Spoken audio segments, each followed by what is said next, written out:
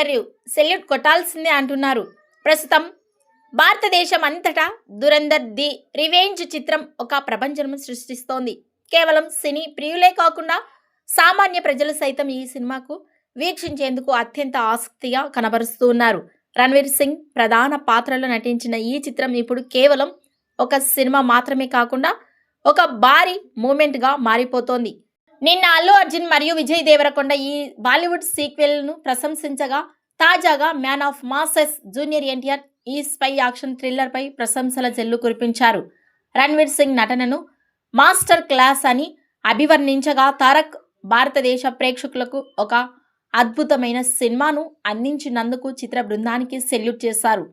రణ్వీర్ సింగ్ నటన అద్భుతమని, దర్శకుడు ఆదిత్య దత్ తన దర్శక నిర్మాతతో ప్రతి ఫేమ్ను ఎంతో ప్రతిష్టంగా మలిచారని ఆయన కొనియాడారు.